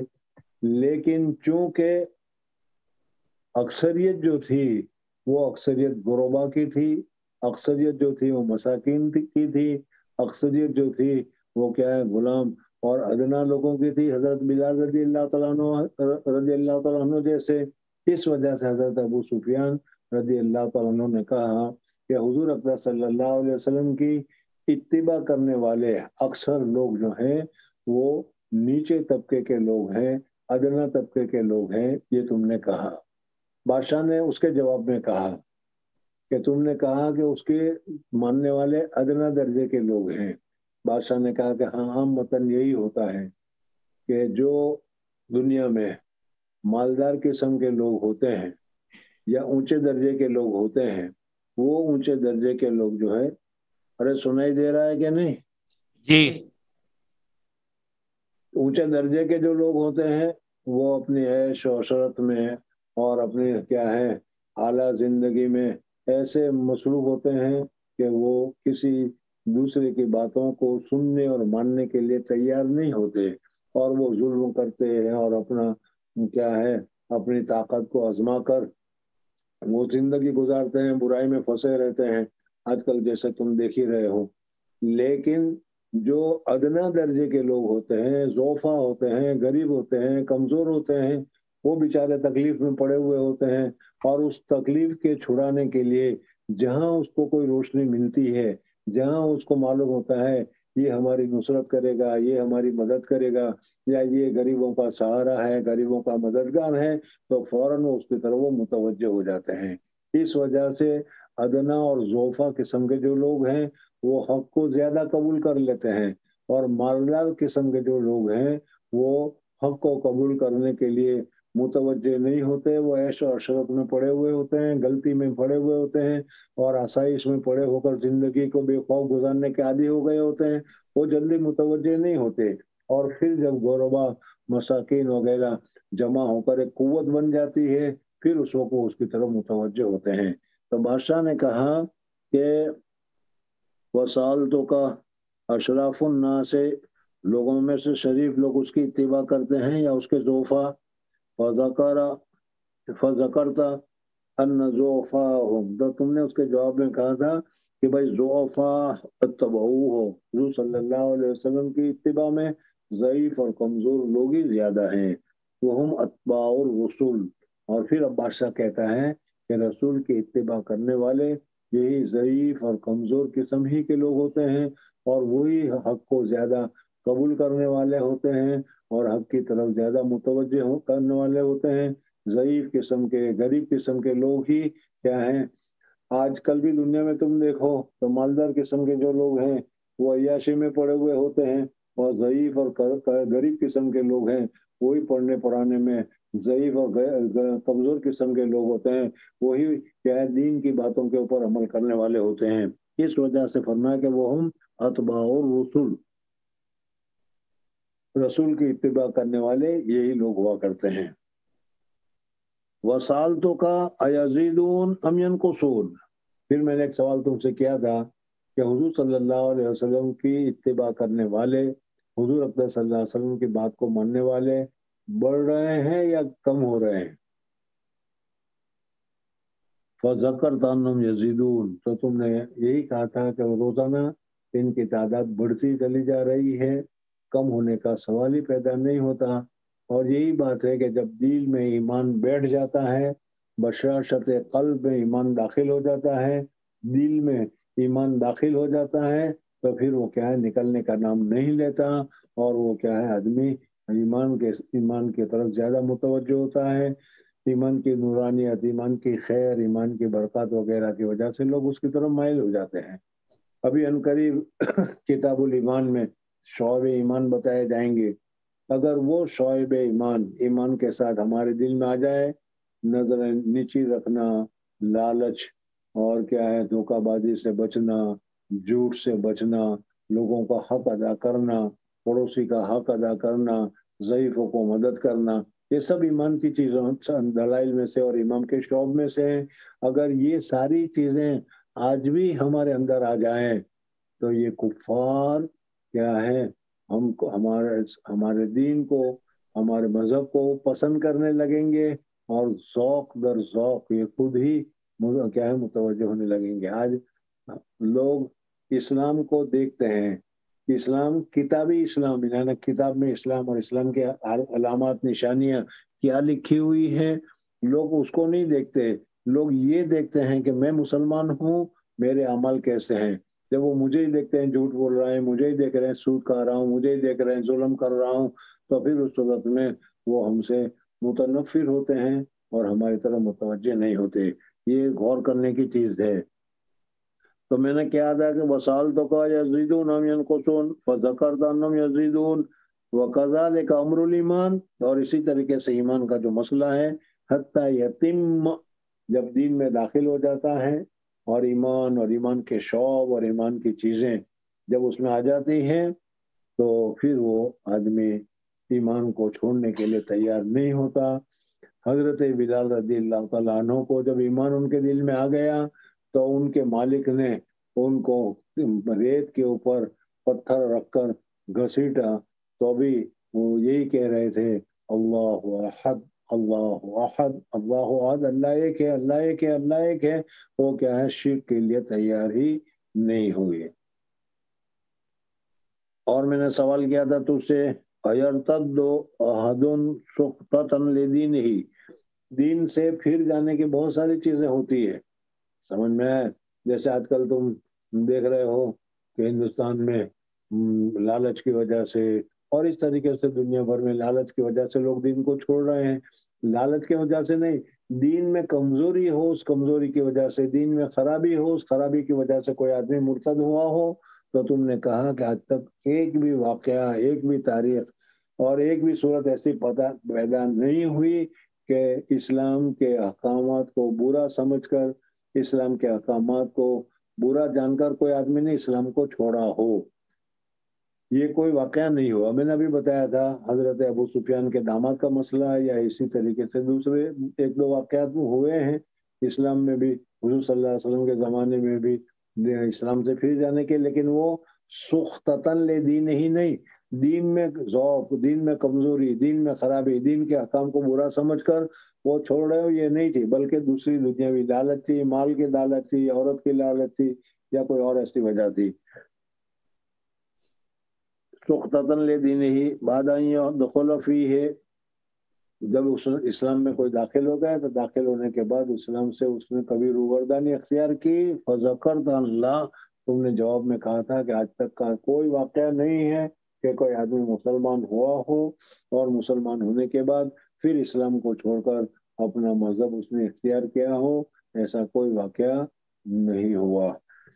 وَكَذَلِكَ الْإِيمَانُ، اور اسی طریقے سے ایمان جو ہے جب ایک مرتبہ دل میں داخل ہو جاتا ہے تو پھر اس صورت میں کیا ہے، دل سے نکلنے کا نام نہیں لیتا. دخلت بشاشۃ القلوب وسألتک هل يقدر، اور میں نے ایک سوال تم سے یہ کیا تھا کہ دھوکہ بازی حضور صلی اللہ علیہ وسلم نے کبھی کی ہے یا نہیں. موجودہ زمانے میں تم دیکھو گے، تاریخ کو دیکھو گے، اتہاس کو دیکھو گے، حکومت کو دیکھو گے، حکومت کے لیڈروں کو دیکھو گے، تو دھوکہ، وہ کہتے ہیں کہ جتنا زیادہ جھوٹ بولے، جتنا زیادہ دھوکہ بازی کرے، وہ سب سے زیادہ ہوشیار آدمی ہے، وہ سب سے زیادہ اچھا آدمی ہے. یہ صحیح نہیں ہے، یہ غلط ہے. کمزور آدمی تو کبھی دھوکہ بازی کر بھی لے، لیکن اللہ تبارک و تعالیٰ نے جب تم کو حکومت دی ہے، ملک دیا ہے، مال دیا ہے، طاقت دی ہے، پھر تم کیا ہے دھوکہ بازی کرو، یہ بہت ہی بری چیز ہے. بہرحال هل يقدر فذكرت اللہ وكذلك الرسول، اور اسی طریقے سے رسول دھوکہ نہیں دیتے، دھوکہ بازی نہیں کرتے. میں نے حضرت اسماعیل اور حضرت صلی اللہ علیہ وسلم کے دو واقعے تمہارے سامنے ذکر کیے.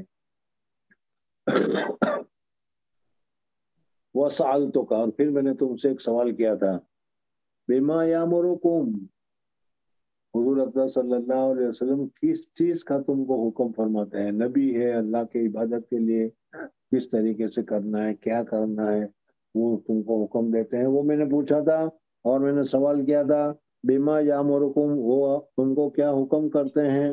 فذکرت، تو تم نے اس کے جواب میں کہا انہ یامرکم ان تعبدوا اللہ، کہ وہ ہم کو ایک اللہ کی عبادت کا حکم دیتے ہیں. اللہ ایک ہی اللہ ہے جو تمام چیزوں سے سب سے بڑھ کر ہے، اور اسی کا وہی سب کچھ کرتا ہے، وہی قادر مطلق ہے، اور اسی کی عبادت کرنی چاہیے. لا الہ الا اللہ، ایک سوراوات توحید جس کو میں نے بتایا تھا، تو ان تعبد اللہ، اللہ کی عبادت کرو، ولا تشرکوا بہ شیئا، اور اس کے ساتھ شرک مت کرو. شرک بھاگیداری، اور یہ دو قسم پر ہوتی ہے. ایک کو تو کہا جاتا ہے شرک جلی، اور دوسرے کو کہا جاتا ہے شرک خفی. شرک جلی تو کھلم کھلا ظاہری طور پر شرک، اللہ تبارک و تعالیٰ کے ساتھ کیا ہے دوسرے خداؤں کو عبادت میں شریک کرنا، اور اس کو بھی بھگوان ماننا، اس کو بھی کیا ہے اللہ تبارک و تعالیٰ کے عبادت میں شریک ماننا، اس کو معبود تصور کرنا، اس کو ایشور ماننا، اس کو خدا ماننا، جیسے کہ کافی مشرک وغیرہ کرتے ہیں. یا حضرت عیسیٰ علیہ السلام کے ماننے والے حضرت عیسیٰ علیہ السلام کو ابن اللہ کہتے ہیں وغیرہ. یہ سب شرک ناجائز ہے، یہ شرک جلی ہے. آج کل ہم میں سے ہمارے بھی بہت سارے موحدین شرک کے پیچھے پڑے ہوئے ہیں، درگاہ کے پاس جاتے ہیں، درگاہ سے مانگتے ہیں. ارے درگاہ والا بھی تو ہماری طرح انسان ہے، وہ بھی تو کیا ہے خدا تھوڑا ہے. اللہ چاہے تو ہی مل سکتا ہے، बहरहाल तो ये एक दूसरा मसला है जो आगे आएगा, याद रखना इसको। तो हुजूर सल्लल्लाहु अलैहि वसल्लम ने हमको ला तुश्रिकू बिही शैया, तो शिर्क की एक तो जली है और शिर्क एक दूसरी किस्म है जिसको शिर्क खफी कहा गया है, यानी छुपा हुआ शिर्क। वो ये है कि हम इबादत करें तो इबादत करने के साथ साथ रियाकारी हो, दिखलावे के लिए करें, दूसरे को खुश करने के लिए करें, दूसरे को राजी करने के लिए करें, अल्लाह के रास्ते में पैसे दें, लेकिन पैसे देने के सिलसिले में अल्लाह को राजी करना मकसूद न हो, बल्कि चंदा लेने आया है या चंदा लेने के लिए आया है उसको खुश करना मकसूद हो। नमाज तो पढ़ रहे हैं लेकिन अल्लाह की रजा के लिए नहीं पढ़ रहे हैं, मोहतमिम को खुश करने के लिए पढ़ रहे हैं, सुपरवाइजर को दिखलाने के लिए पढ़ रहे हैं, या लोगों में अपना तकद्दुस बताने के लिए कर रहे हैं। ये सब के सब शिर्क खफी से ताबीर किया जाता है।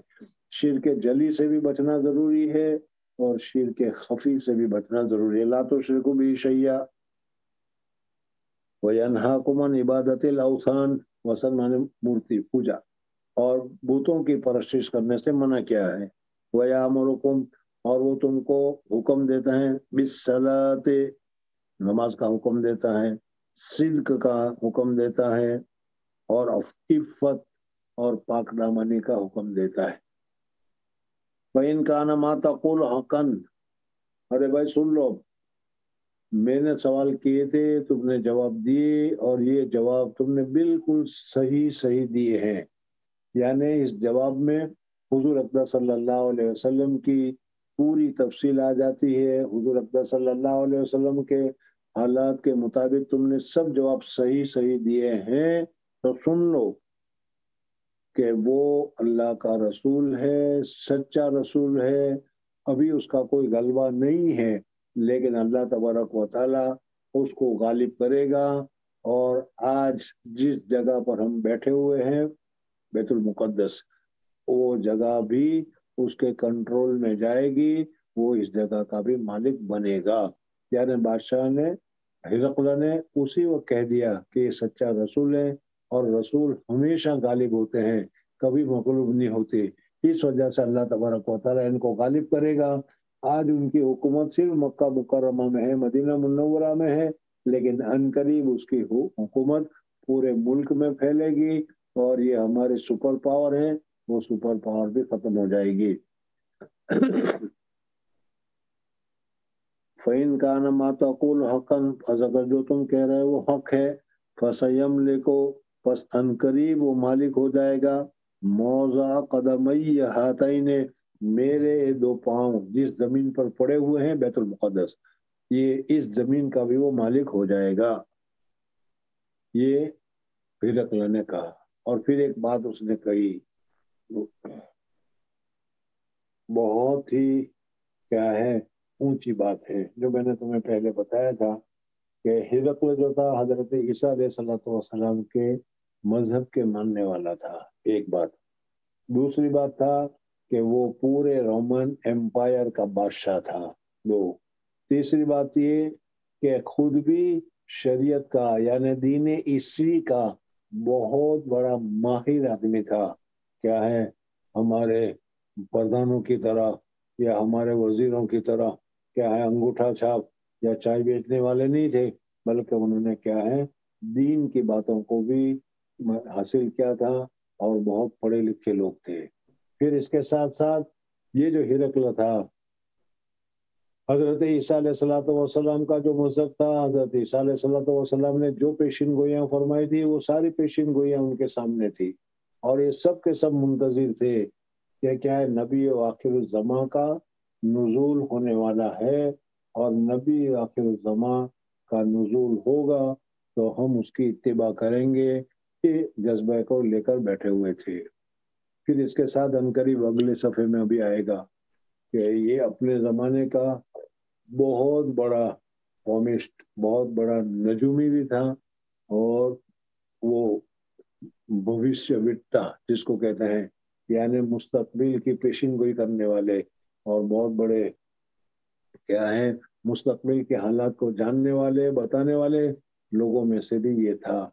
और ये भी जानता था कि अब जमाना करीब आया है اور یہ زمانہ ہونے والا ہے، جس کی مثال میں نے اس سے پہلے تمہیں بتائی تھی کہ دیکھو ہمارا حضور صلی اللہ علیہ وسلم نے فرمایا کہ دجال کا خروج ہوگا، امام مہدی کا ظہور ہوگا، حضرت عیسیٰ علیہ الصلوۃ والسلام نازل ہوں گے، یاجوج ماجوج کا نظام وغیرہ وغیرہ، یہ ساری چیزیں حضور اقدس صلی اللہ علیہ وسلم نے بتائی، اور ہمیں ایمان کامل ہے، ہم پوری طریقے سے ہم مانتے ہیں کہ حضور اقدس صلی اللہ علیہ وسلم نے جو پیشین گوئیاں فرمائی تھی وہ ساری کی ساری پوری ہوگی، لیکن کب پوری ہوگی وہ معلوم نہیں تھا۔ لیکن اب جو حالات، جو تقاضے، جو علامات، جو نشانی وغیرہ آ رہی ہے، اس کے ذریعے سے اب ہمیں یہ محسوس ہونے لگ رہا ہے کہ اب حضرت عیسیٰ علیہ السلام کے نزول کا زمانہ، دجال کے نزول کا زمانہ دور نہیں ہے، بلکہ ان قریب اس کا ظہور ہونے والا ہے۔ تو اسی طریقے سے یہ جو بادشاہ تھا ہرقل تھا، اس کو نبی آخر الزماں کے خروج کے متعلق علامتیں معلوم تھی، اور ان علامتوں کو سامنے رکھ کر وہ یہ سمجھ رہا تھا کہ نبی آخر الزماں کے نکلنے کا وقت قریب آ گیا ہے۔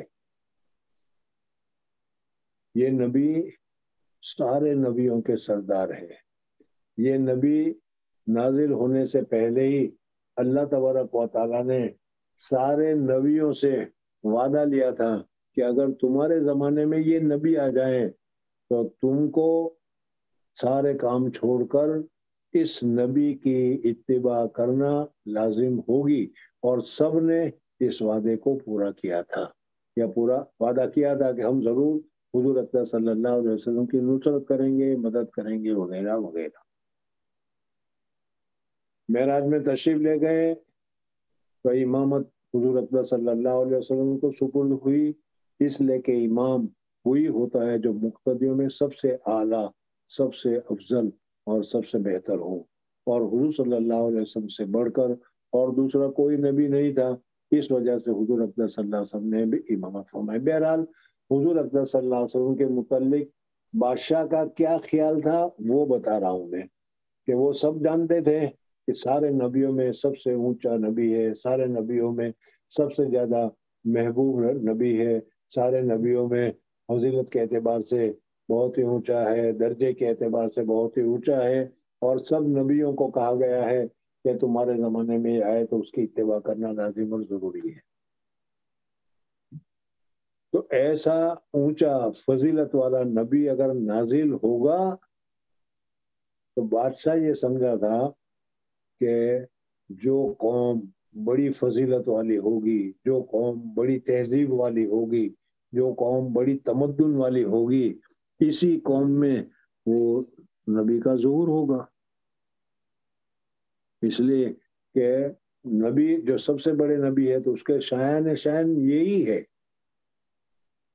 اگر موجودہ زمانے کا وزیر اعظم یا موجودہ زمانے کا اگر کیا ہے بادشاہ ہے، اگر وہ تمہارے یہاں مہمان ہوتا ہے تو وہ تمہاری جھوپڑی میں تھوڑا اترے گا، وہ اس کے لیے تو 5 اسٹار ہونی چاہیے۔ سمجھ میں آ گیا؟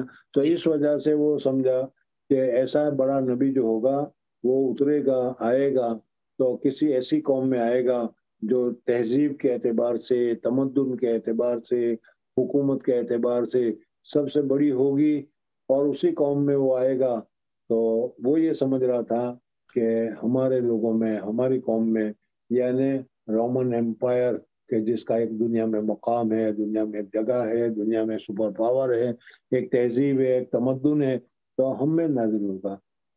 یہ مکہ مکرمہ کے لوگ جن کی کچھ حیثیت نہیں، جن کی کوئی تہذیب نہیں، جن کا کوئی تمدن نہیں، جن کا کوئی اخلاق نہیں، جن کا کوئی مقام نہیں، جن کی کوئی پوزیشن نہیں، اس لیے کہ میں نے پہلے ہی بتایا تھا کہ اس وقت عربیہ یا سعودی عرب، جس کو عربستان، اصل نام عربستان ہے، عربستان کی جو حالت تھی، جو چیزیں تھی، بس وہ ہر ایک اپنے اپنے میں مست تھا، اپنی تعریف کرنے میں، اشعار کرنے میں، اور شراب پینے میں، اور اسی میں مست تھا۔ کوئی ان کی تعلیم تہذیب، نہ پڑھے لکھے تھے، نہ کچھ جانتے تھے، نہ کچھ کرتے تھے، بہرحال کوئی تعلیم اور تہذیب وغیرہ نہیں تھی۔ اس وجہ سے اس نے کہا کہ اتنا بڑا نبی ایسی قوم میں آئے گا جس کی کوئی حیثیت نہیں، تو اس نے کہا کہ میں جانتا تھا کہ آخری نبی آنے والا ہے، اس کا زمانہ بھی قریب ہے، لیکن کیا جانتا تھا؟ انہو وقد کنت عالم، اور تحقیق کہ میں جانتا تھا انہو خارجن، کہ حضور اقدس صلی اللہ علیہ وسلم کے ظہور کا، حضور اقدس صلی اللہ علیہ وسلم کے تشریف لانے کا وقت قریب آ گیا ہے۔ ولم اکن اظن، لیکن میرا گمان یہ نہیں تھا انہو منکم، کہ وہ تمہارے جیسے بغیر تہذیب، بغیر تمدن، بغیر اخلاق، مجاہد، بدھو قسم کے لوگوں میں پیدا ہوگا، یہ میری سمجھ میں نہیں تھا۔ میں یہ سمجھتا تھا کہ اتنا بڑا آدمی ہوگا تو وہ تو ہمارے کیا تہذیب اور تمدن والے میں آئے گا، لیکن یہ تو حضور اکرم صلی اللہ علیہ وسلم عرب میں آئے، جس کی کوئی تہذیب نہیں، جو کوئی تمدن نہیں، جس کا کوئی طریقہ نہیں، جس کی کوئی وقت نہیں، جس کی دنیا میں کوئی عزت نہیں، اور یہ صحیح ہے۔ لیکن اللہ جل جلالہ نے بتا دیا کہ وہ قوم کے جس کی کوئی حیثیت نہیں، کوئی تمدن نہیں، جس کا کوئی مقام نہیں، دنیا میں سب سے زیادہ گرے ہوئے، سب سے زیادہ بچھڑے ہوئے، سب سے زیادہ رذیل، سب سے زیادہ کمینے درجے کے لوگ ہوں، وہ بھی جب اللہ تبارک و تعالیٰ کی بات کو مان لیتے ہیں، اللہ تبارک و تعالیٰ کے احکامات کے مطابق اپنے آپ کو ڈالنا شروع کر دیتے ہیں، تو اللہ تبارک و تعالیٰ ان کو بہت ہی اونچے درجے پر پہنچا دیتا ہے، اور اللہ تبارک و تعالیٰ دنیا کی حکومتوں کو بھی ان کی قدم میں لا کر ڈال دیتا ہے، جیسے صحابہ کرام نے کیا۔ میں یہ گمان نہیں کرتا تھا کہ وہ تم لوگوں میں سے آئے گا۔ فلو انی عالم، اب اس کے بعد وہ اپنی کیفیت کو بیان کر رہا ہے کہ اگر مجھے موقع ملتا اور مجھے جانے کا نصیب ہوتا، حکومت کی ذمہ داری نہ ہوتی اور میں حضور صلی اللہ علیہ وسلم کے پاس پہنچ جاتا، فلو انی عالم انی اخلص الیہ، تو میں حضور اکرم صلی اللہ علیہ وسلم کی ملاقات کو، حضور اکرم صلی اللہ علیہ وسلم کے ملنے کو بہت بڑی سعادت سمجھتا، لتجسمت لقاءہ، اور اگر میں حضور صلی اللہ علیہ وسلم کے پاس پہنچ جاتا تو حضور اکرم صلی اللہ علیہ وسلم کے قدم مبارک کو میں دھوتا، یعنی حضور صلی اللہ علیہ وسلم کی انتہائی درجے کی عزت کرتا، احترام کرتا۔ وَلَوْ كُنْتَ عِنْدَهُ لَغَسَلْتُ عَنْ قَدَمَيْهِ، یہ اس نے بتایا کہ میں حضور اکرم صلی اللہ علیہ وسلم کے ساتھ اتنی محبت کرتا ہوں، حضور صلی اللہ علیہ وسلم کے ساتھ اتنا مجھے اعتماد ہے، اتنا مجھے اعتقاد ہے، اس وجہ سے میں جانتا تھا کہ آخری رسول آنے والا ہے، لیکن وہ آئے گا اور تمہارے اندر آئے گا، یہ میرے علم میں نہیں تھا۔ اب اتنا سننے کے بعد میں آپ لوگوں سے ایک سوال کر رہا ہوں کہ ہرقل کو حضور صلی اللہ علیہ وسلم کا کتنا احترام کر رہا ہے، کتنی عزت کر رہا ہے، حضور صلی اللہ علیہ وسلم کے پاؤں مبارک کو دھونے کے لیے کہہ رہا ہے، حضور اکرم صلی اللہ علیہ وسلم کے ساتھ ملاقات کرنے کو اپنی بڑی سعادت سمجھ رہا ہے، تو یہ مسلمان ہوا کہ نہیں؟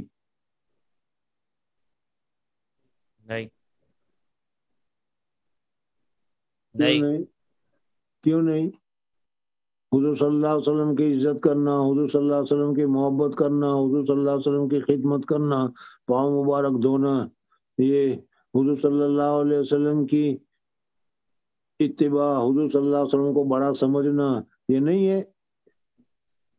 بڑا سمجھنے سے چل بکواس مت کر، نہیں سمجھ میں آتا ہے تو چھوڑ، میں پوچھوں اس کا جواب دے کہ اگر کوئی آدمی تمہارا احترام کرے، کوئی آدمی تم کو بڑی دعوت کرے، تم کو اچھا کھانا کھلائے، تمہارے پاؤں دھوئے، تمہارے گلے میں پھولوں کی مالا ڈالے، تو تم اس کو کیا کہو گے؟ تمہارا دشمن ہے یا دوست ہے؟ وہ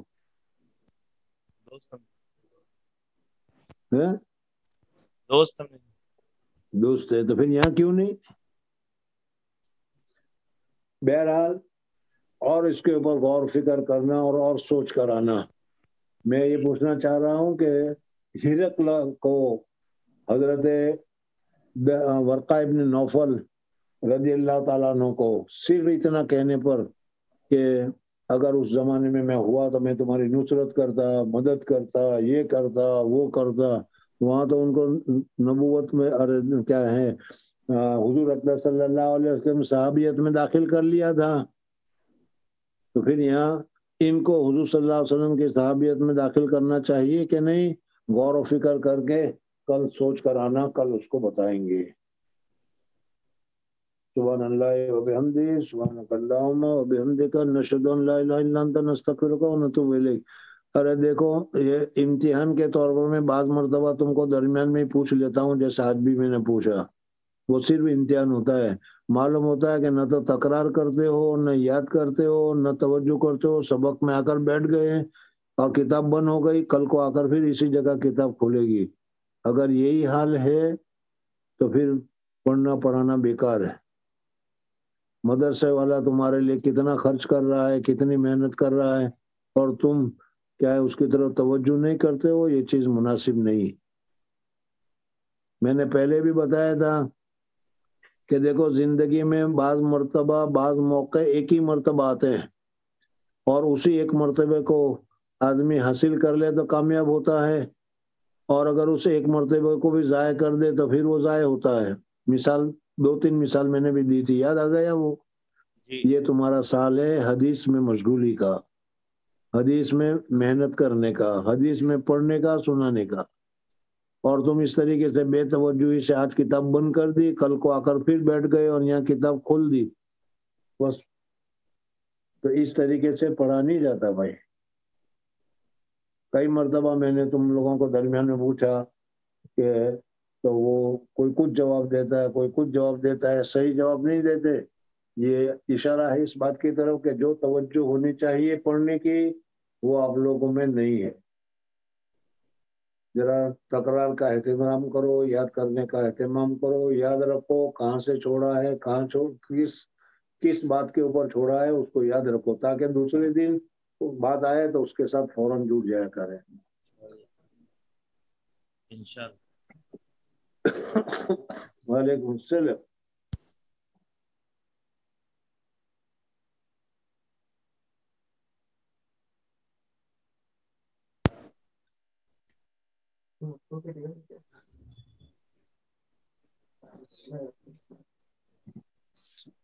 अस्सलामु अलैकुम वरहमतुल्लाह। वालेकुम सलाम।